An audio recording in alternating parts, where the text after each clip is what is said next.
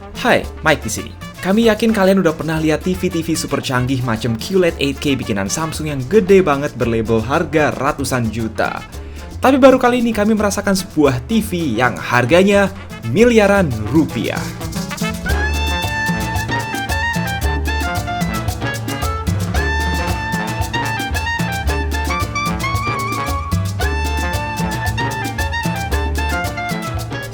Jadi lupakan sejenak TV-TV 8K high-end yang harganya bisa seharga apartemen studio di Jakarta. Ini adalah The Wall by Samsung, sebuah layar garis miring TV yang dipasarkan untuk luxury living atau enterprise. Ya, pokoknya segelintir oknum di dunia ini yang duitnya udah nggak berseri. Sebenarnya hari ini kita lebih ke hands-on aja daripada review, pengen tahu seberapa bagus sih TV yang harganya miliaran-miliaran ini. The Wall pada dasarnya merupakan sebuah sistem layar LED ukuran besar yang memiliki segala fitur layaknya Smart TV Samsung yang kita kenal.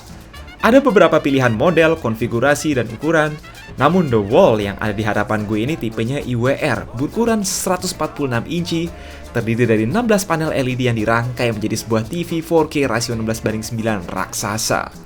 Kalau kita lihat di brosur, ukuran ini masih jauh dari ukuran maksimal 437 hingga 583 inci resolusi 8K yang tampaknya cukup untuk menampilkan gambar sebuah T-Rex dalam skala 1:1.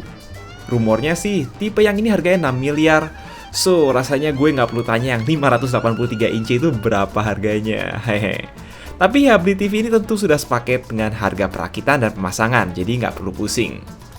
Gue surprise instalasinya rapi, sehingga antara sekat panel tidak terlihat ada gap sama sekali kecuali pas dilihat dari dekat. Ditanya bezel, itu hampir nihil juga ya saat kita bicara Infinity Design.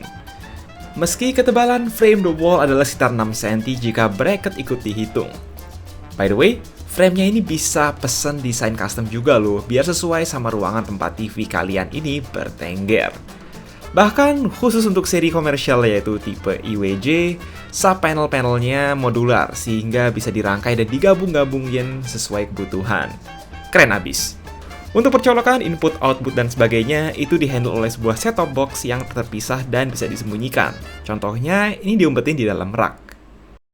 Nah, kalau gitu dibanding signage LED standar macam buat billboard dan etalase toko yang harganya jauh lebih murah dan ada juga yang sama-sama buatan Samsung, ini apa bedanya?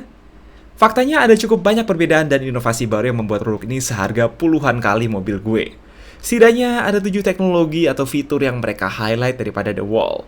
Sekilas aja kepadatan pikselnya lebih padat dari rata-rata signage LED konvensional, serta permukaannya mulus layaknya sebuah layar TV.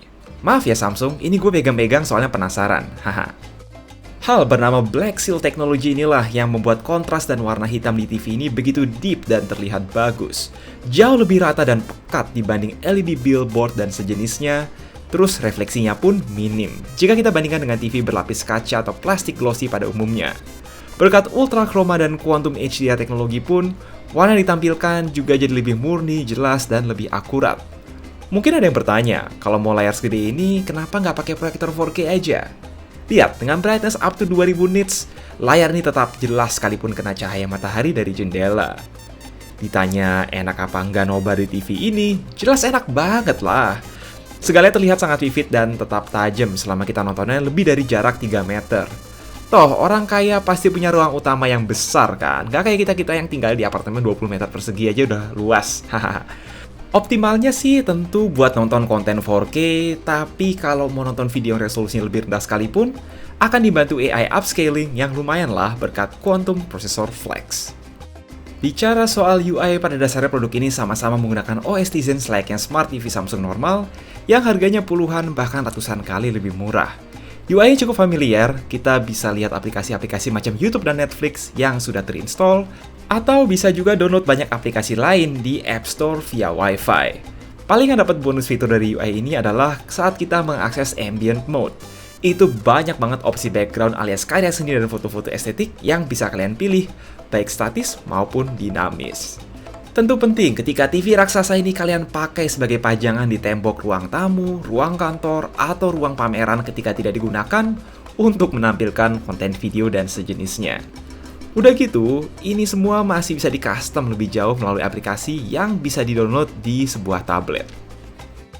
Remote yang kita dapatkan adalah remote Bluetooth standar Smart TV Samsung papan atas yang terbuat dari metal, ditenagai 2 baterai A3, dan karena itu tidak perlu dijelaskan lebih lanjut.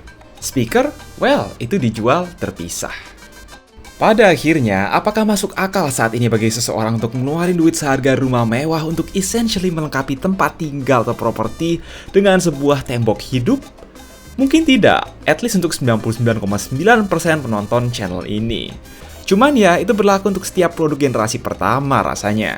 Kami yakin suatu saat benda semacam ini akan semakin terjangkau, sehingga sooner or later, setiap rumah bisa punya satu tembok multifungsi yang bisa menampilkan segala macam konten, dan bisa mengubah pengambilan ruangan sesuai mood Anda. Maybe tidak dalam 2 tahun, tidak dalam 5 tahun juga, tetapi kami senang Samsung berani untuk berinovasi seperti ini. Semuanya pasti berawal dari hal yang hampir mustahil untuk dibeli, sehingga dimiliki pretty much semua orang pada akhirnya. Contoh aja smartphone yang ada di tangan atau di kantong Anda saat ini. Itu dulu aja soal The Wall by Samsung. Kalau mau lihat dan ngerasain sendiri, ini unitnya bisa kalian temukan di Samsung Multi Experience Store di Senayan Park, Jakarta Pusat. Silakan mendang-mending di komentar, jaga kesehatan, and as always, stay safe.